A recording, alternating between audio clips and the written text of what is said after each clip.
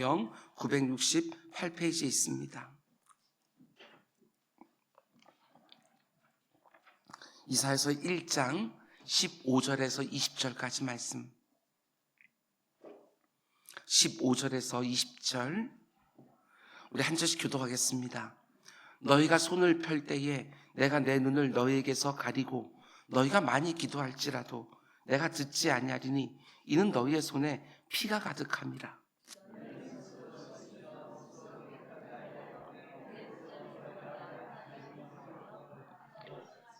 선행을 배우며 정의를 구하며 학대받는 자를 도와주며 고아를 위하여 신원하며 과부를 위하여 변호하라 하셨느니라.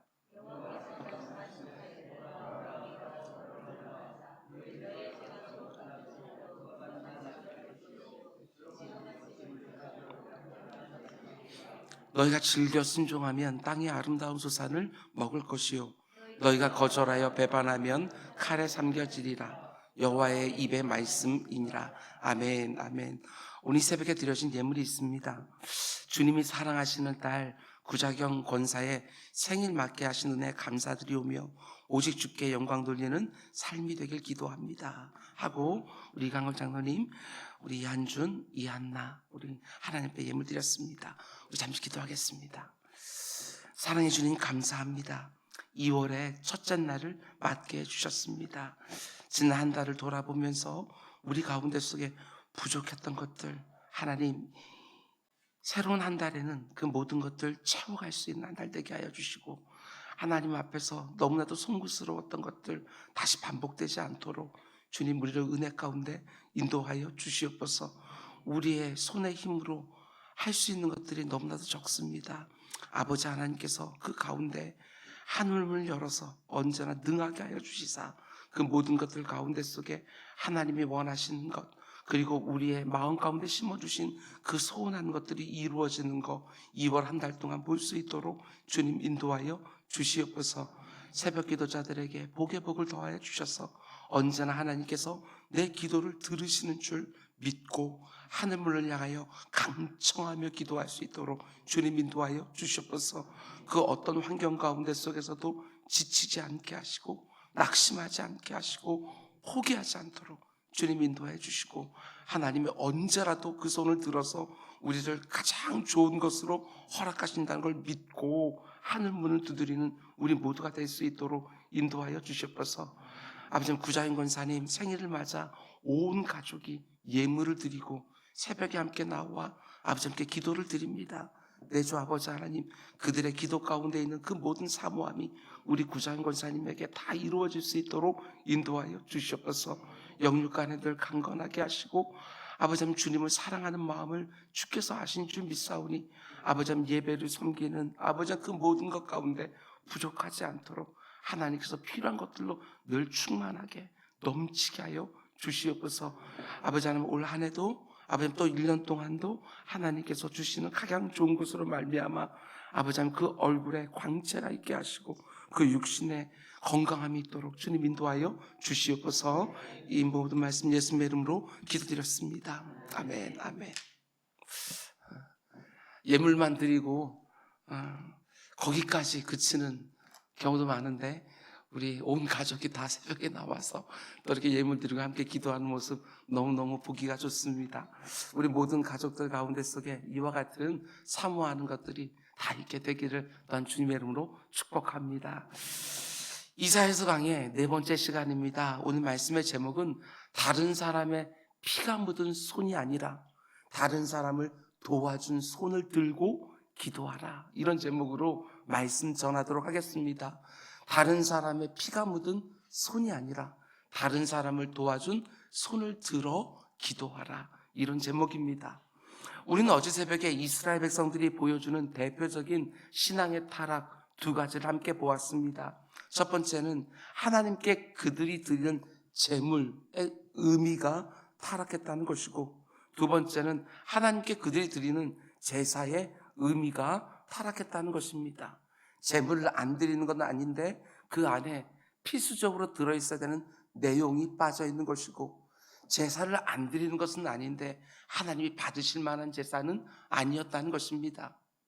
하나님께 제물을 드리는 종교적 행위는 여전히 있었지만 그 제물을 통하여 자신들이 원하는 것을 얻어내려고 하는 뇌물처럼 드리고 있었고, 하나님께 제사를 드리는 종교적 행위는 여전히 있었지만 그 제사를 통하여 그저 자기들이 지은 죄를 상쇄하려고 하는 흥정처럼 드리고 있었다는 것입니다. 그렇지 않습니다. 아무리 무수한 제물을 드리는 행위가 있다 할지라도 그 제물 안에 하나님을 향한 감사와 감격이라는 내용이 빠져 있으면 그것은 하나님을 곤고하게 만드는 짐이 될 뿐이고, 아무리 빈번하게 제사를 드리는 행위가 있다 할지라도 그 제사 안에 하나님을 사랑하고 하나님을 영화롭게 하고 싶은 그 마음이라는 내용이 빠져 있으면 그것은 이방의 우상제사와 다를 게 하나도 없는 것이지요. 그거는 예배를 드리면서 동시에 하나님을 만홀히 업수히 여기는 모습일 수밖에 없습니다. 여러분과 제가 하나님께 드리는 헌금 안에는 반드시 하나님을 향한 나의 감사와 감격이 담겨 있어야 하나님이 받으실 만한 예물이 되는 것이고, 우리가 드리는 예배 안에는 하나님을 즐거워하고 높이길 원하는 나의 마음 중심이 담겨 있어야 그게 바로 하나님이 흠양하시는 참된 예배가 되는 것이지요. 하나님께 드리는 헌금이 뇌물이 되지 않도록, 하나님께 드리는 예배가 그저 흥정이 되지 않도록 늘 스스로를 점검하는 모습이 필요할 것입니다. 여러분과 제가 하나님 앞에서 행하는 모든 종교적 행위들 가운데 하나님이 원하시는 진실한 마음과 신앙 고백이 꼭 담겨 있기를 주님의 이름으로 축원을 드립니다. 이어지는 오늘 본문을 보면 이스라엘 백성들이 얼마나 신앙적으로 타락했는지를 보여주는 세 번째 하나님의 고발이 나옵니다. 그게 무엇이냐면 첫 번째는 제물이고, 두 번째는 제사고, 세 번째는 기도입니다. 기도. 하나님 앞에 기도를 안 하는 게 아닙니다. 근데 그 기도에 문제가 있습니다. 12절, 너희가 손을 펼 때에 내가 내 눈을 너희에게서 가리고 너희가 많이 기도할지라도 내가 듣지 아니하리니 이는 너희 손에 피가 가득함이라. 유대인들은 기도할 때 손을 들고 기도했습니다. 우리도 손을 들어서 기도하거나 찬양할 때가 종종 있는데, 여러분, 손을 드는 행위 자체가 중요한 것이 아니라 그 손을 들었을 때 그 내용, 그 마음이 중요한 것 아니겠습니까? 그럼 그 안에 어떤 의미가 담겨 있어야 되느냐? 일반적으로 세 가지를 말할 수 있습니다. 첫 번째는 그 어떤 것도 의지할 것이 없는 내 손을 하나님이 잡아주기를 원하면서 천부여 의지 없어서 손 들고 오는 것이고, 두 번째는 하나님 없이는 내 손이 빈손일 수밖에 없다라고 고백하면서 손을 드는 것이고, 세 번째는 항복의 의미입니다. 항복. 모든 것을 하나님의 처분에만 맡겨드립니다. 하나님이 행하시는 것이 나에게 가장 좋은 것입니다. 나의 모든 소망, 나의 모든 의지, 열심 다 하나님의 도우심 없으면 아무것도 아닙니다라는 항복의 의미. 하나님, 나를 마음대로 해주십시오 하고 맡겨드리는 행위가 손을 들어 기도하고 찬양하는 것이지요. 그런데 그렇게 손을 들어 기도할 때 하나님이 눈을 가리시겠다는 겁니다. 아무리 많이 기도할지라도 귀를 막으시겠다는 겁니다. 왜 이렇게 말씀하시지요? 기도하는 손에 피가 잔뜩 묻어있기 때문에. 여기서 손에 피가 묻어있다는 것도 두 가지 의미가 있어요. 첫 번째 의미는 유대인들이 하나님께 제물을 드릴 때에 소를 잡고 양을 잡고 비둘기를 잡으면서 손에 묻은 피. 지난주 청년 일부 수련회 강사로 초청을 받아서 레위기 1장에 나오는 번제의 의미를 함께 나누었습니다. 여러분, 소를 잡아서 번제 드릴 때에 여러분 얼마나 거기가 난리가 나는지 모릅니다. 여러분, 보통 우리 같은 예배자들이 하나님 앞에 나아가 소를 잡는다? 이게 가능한 일입니까? 전문 도축업자도 아니고 한 번에 소를 도살할 수가 없습니다. 그렇기 때문에 정말 온몸이 피투성이가 다 나는 것이지요. 제사장이 잡아주는 게 아닙니다. 제사자, 헌제자가 그 제물을 직접 잡아야 되는 거예요. 그 손에 잔뜩 묻은 피, 그걸 의미하는 거예요.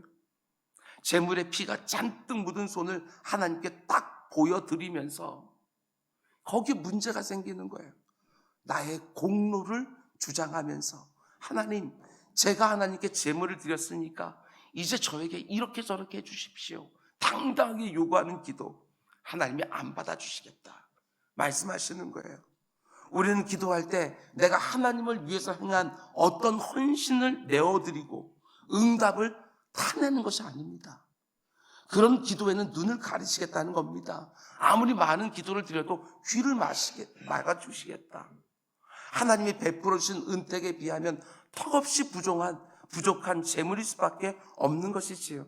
당당하게 뭔가를 요구하는 기도가 아니라 오직 그분의 긍휼하심만 의지해서 드리는 기도, 그걸 들어주시는 것이지요. 누가복음 18장에 나오는 바리새인과 세리 기도가 있지 않습니까?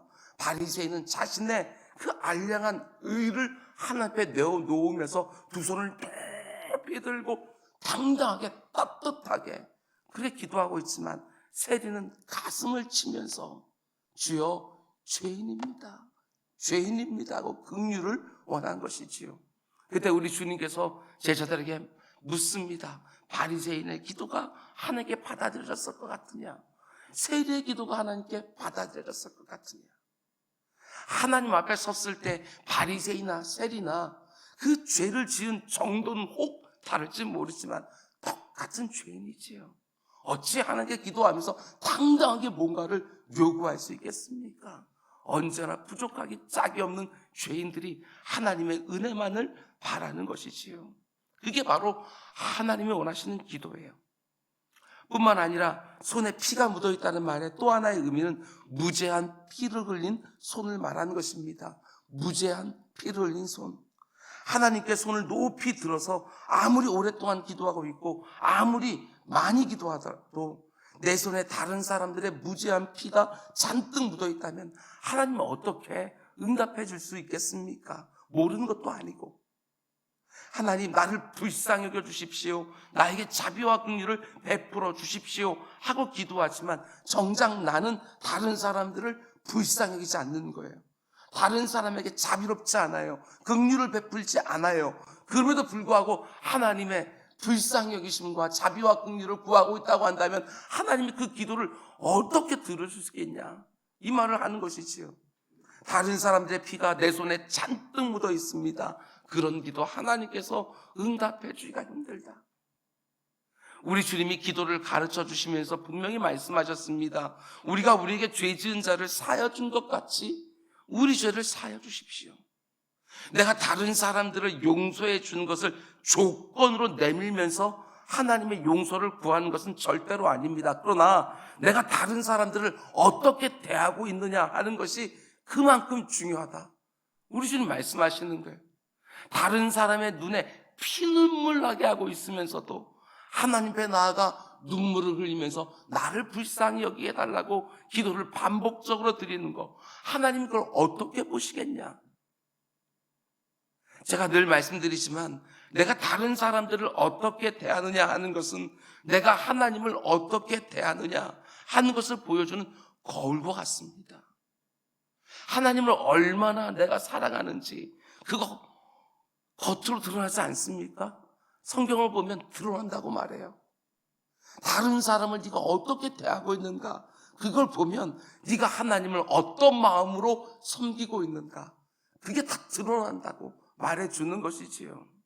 신앙생활은 열심히 하는 것처럼 보입니다. 예배도 드리고 헌금도 드리고 기도도 하고 있는데 내 손에 다른 사람들의 눈에서 피눈물 나게 하고 있다. 그 피가 잔뜩 묻어있다. 뭐가 무너졌습니까?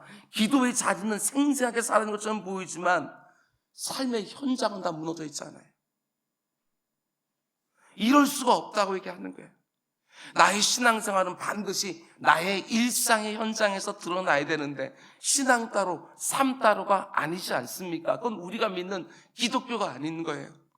예배의 현장이 그대로 일상의 현장으로 일관성 있게 이어져야 그게 기독교가 되는 것이지요. 여기서도 그리스도인이고 거기서도 그리스도인이 되어야 여기에도 하나님이 계시는 것이고 거기에도 하나님이 계신다고 하는 신앙 고백이 진실한 거 아니겠어요? 마치 여기에만 하나님이 있는 것처럼 여기에다가 하나님을 가둬놓고 여기만 나가게 되었으면 아무렇게도 살아도 된다? 그렇지 않아요. 하나님을 사랑하기 때문에 이웃들을 귀히 여기고 아끼고 섬기는 것이지요.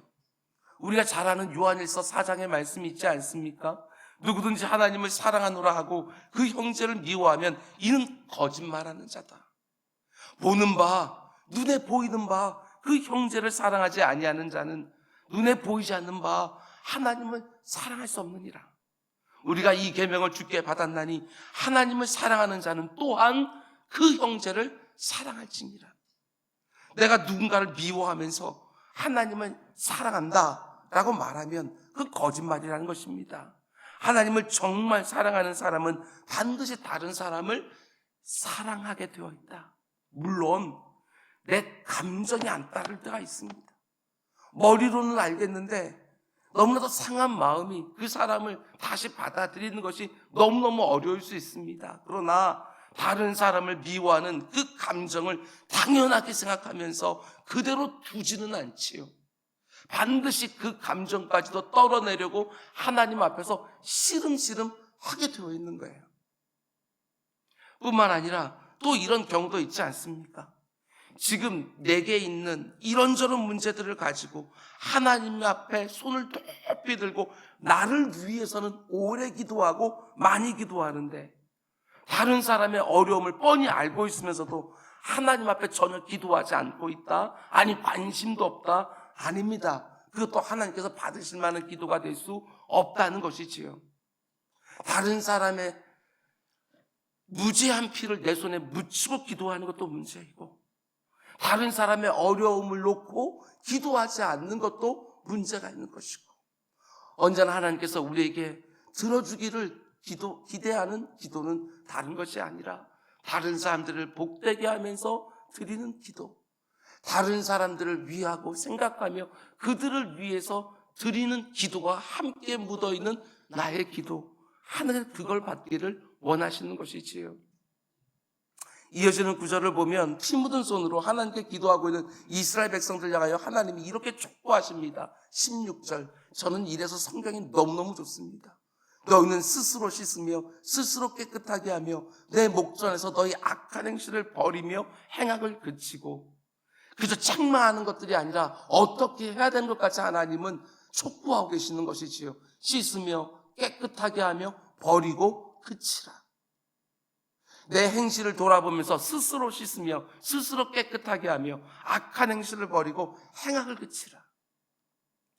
저는 성경에서 이런 표현이 나오는 것이 너무너무 저는 감사합니다. 여기 보면 스스로라는 표현이 2번이나 나오죠. 스스로 씻으며 스스로 깨끗하게 하며. 그러나 우리가 잘 아는 것처럼 어디 내 마음이 내 마음대로 됩니까? 스스로. 이게 참 어려운 거예요. 하나님의 도움이 없으면 절대로 내 마음이 스스로가 잘 안 되는 거예요. 그런데 하나님은 스스로 2번이나 말씀하시지요. 나의 이 연약한 의지를 알면서도 스스로 2번이나 말씀하셔요. 왜 이렇게 말씀하십니까? 하나님이 내 손에 묻은 피를 씻어주지 못해서 깨끗하게 해주지 못해서 스스로 하라고 말씀하는 것이 절대로 아닙니다. 하나님이 여러분과 저에게 원하시는 것은 언제나 자원함이에요. 너 일로 와봐 하고 손 막 씻겨주고 이게 아니라 하나님께서 내 손에 묻은 피를 보면서 돌이키고 이것이 얼마나 잘못된지 깨닫고 스스로 그 피를 씻기는 그 자원하는 마음, 그걸 하나님께서 언제나 원하시는 것이지요. 나에게 이런저런 징계와 벌을 다 쏟아부으면서 구석에 딱 몰아놓고 이래도 안 씻을 거냐 이렇게 말씀하는 것들이 아니라 내가 스스로 깨닫고 그 가운데 씻기를 원하는 거예요. 여러분, 종의 마음으로 손을 씻는 게 아닙니다. 내가 손을 씻고 깨끗한 마음으로 나가지 않으면 내 주인이 나를 벌하실까 봐 두려워하는 거, 그건 종이지요. 하나님 우리에게 원하는 것은 자녀의 존영을 가지고 하나님 아버지를 마음을 아프게 해드리지 않고 싶어서 스스로 손을 씻으려고 하는 거. 그때 하나님께서는 내 손을 깨끗하게 정말 주홍빛처럼 붉은 죄도 흰눈처럼 하얗게 하나님이 씻어주시겠다. 이렇게 말씀하시는 거야. 나는 아무것도 안 하면서 하나님 저를 씻어주세요, 깨끗하게 해주세요, 이런 말만 하는 것이 아니라 진정성이 없어요. 내가 얼마나 하나님 앞에 깨끗하고 싶은지, 얼마나 정결한 영혼으로 하나님 앞에 서고 싶은지, 그 사모함을 스스로 손을 막 씻는 그 모습을 통해서 하나님 앞에 드러내기를 원하시는 거예요. 근데 곧바로 이어지는 17절 말씀은 또 뭐라고 말하는지 눈여겨보시기 바랍니다. 선행을 배우며 정의를 구하며 학대받는 자를 도와주며 고아를 위하여 신원하며 과부를 위하여 변호하라 하셨느니라. 16절과 17절이 연이어 붙어있다는 것을 눈여겨보셔야 돼요. 내 행실을 돌아보면서 씻어야 할 것, 깨끗하게 해야 될 것, 버리고 그쳐야 될 것, 그것만 말씀하는 것이 아닙니다. 그렇게 씻고 깨끗하게 한 다음에, 버리고 끊어낸 다음에 이제 어떻게 해야 될지 그것까지 말씀해 주시는 것이지요.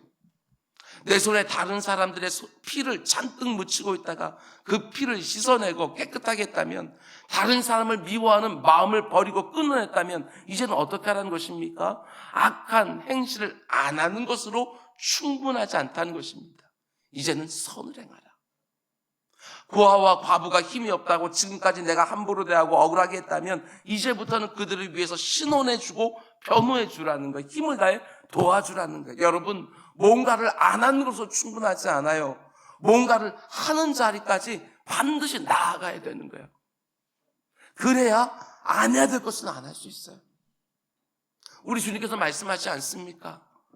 한 사람이 그 안에 있는 그 귀신을 정말 하나님의 은혜 가운데 쫓아냈는데 그 빈 마음에 채우는 것이 없으니까 7 귀신이 더 들어와서 그가 처음형보다 더 나빠졌다, 이렇게 말하지 않습니까?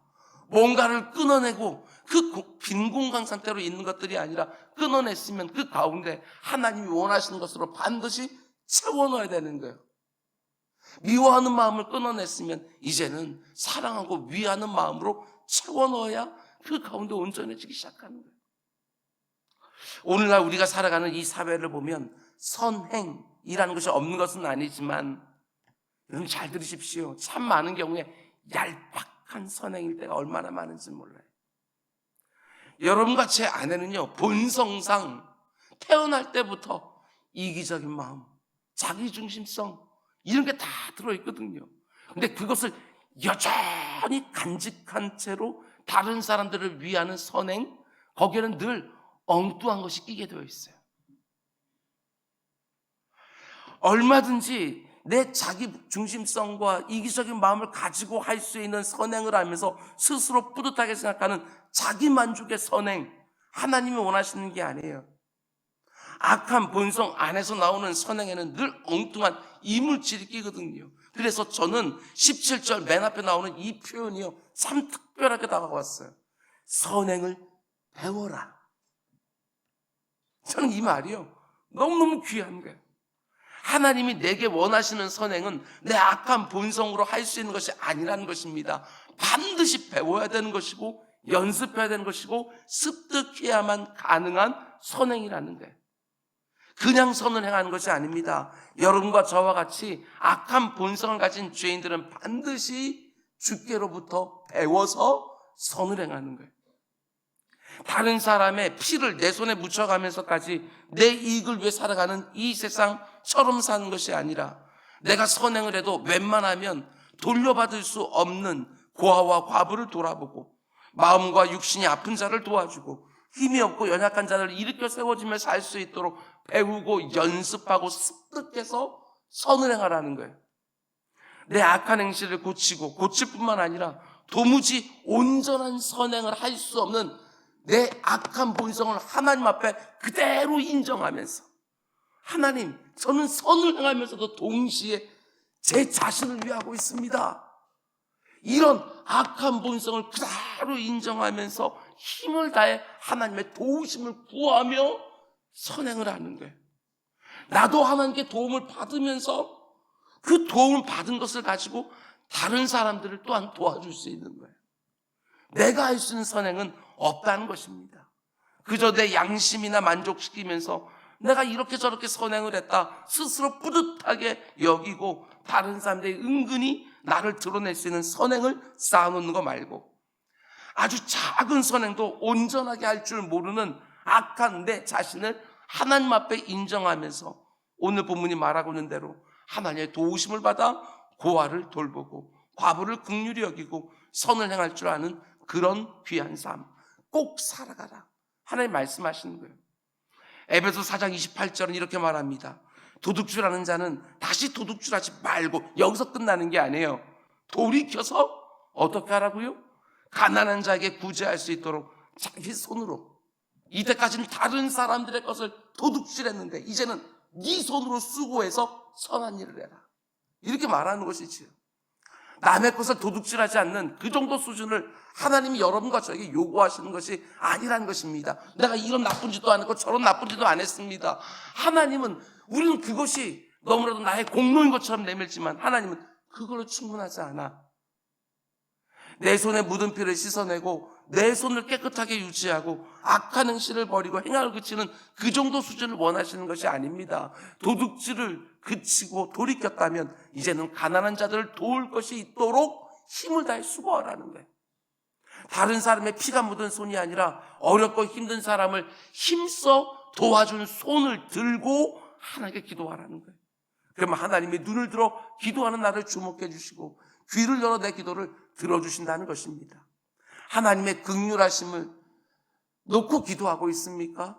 반드시 다른 사람을 긍휼히 여기며 살고, 하나님의 도와주심을 기대하면서 기도하고 있습니까? 그러면 어려움 당한 사람, 누군가를 도와주면서 기도하라는 것이고, 하나님의 공급하심을 사모하면서 기도하고 있다면 반드시 내게 있는 것이 많든지 적든지 다른 사람들의 필요를 일부라도 채워주면서 살라는 거예요. 내가 그렇게 살면서 하나님 앞에 손을 들어 기도하면 하나님이 응답해 주실 때 얼마나 마음이 흔쾌하시겠나. 여러분, 제 어머니께서요, 요즘 많이 연로하셨지만 저에게 말씀해 주셨던 가장 좋아하는 성경 구절 중에 하나라고 말씀하셨던 내용입니다. 시편 37편 25절과 26절. 내가 어려서부터 늙기까지 의인이 버림을 당하거나 그의 자손이 걸식함을 보지 못하였도다. 그는 종일토록 은혜를 베풀고 구워주니 그의 자손이 복을 받는도다. 그 오랜 세월 동안 목회하면서 성도들을 봤더니 정말 힘을 다해서 다른 사람들 섬기고 돕고 나누고 위했던 사람들 다 복 받더라. 저희 어머니가 그 간증과 함께 이 말씀을 좋아하신다고 말씀하셨어요. 여러분, 하나님께 복 달라고 기도만 하는 것이 아니라 내가 복을 구할 때 하나님이 너무나 흔쾌히 나를 복되게 하실 수 있도록 다른 사람들에게 늘 은혜를 베풀고 그 필요를 채워주고 도와주며 그 선대하는 손을 가지고 기도하고 살아가는 우리 모두가 될 수 있기를 주님의 이름으로 축원드립니다. 우리 기도하겠습니다. 내 주 아버지 하나님, 손에 피가 잔뜩 묻혀놓고 그 손을 하나님 앞에 들고 기도할 때가 얼마나 많은지, 오늘 이 새벽에도 우리가 기도할 때 내 손에 혹시 다른 사람들 어렵게 한 피가 묻어있지는 않은지 돌아볼 수 있도록 인도하여 주시고, 아버지 하나님, 하나님의 놀라운 예수 그리스도의 십자가 보혈에 아버지 내 손을 씻게 하여 주시고 깨끗해진 손을 들어서 하나님 앞에 기도하며 다른 사람들이 힘써 도울 수 있는 능력까지 더해달라고, 여력까지 더해달라고 간구하는 우리 모두가 될 수 있도록 인도하여 주시옵소서. 이 모든 말씀 예수님의 이름으로 기도드렸습니다. 아멘.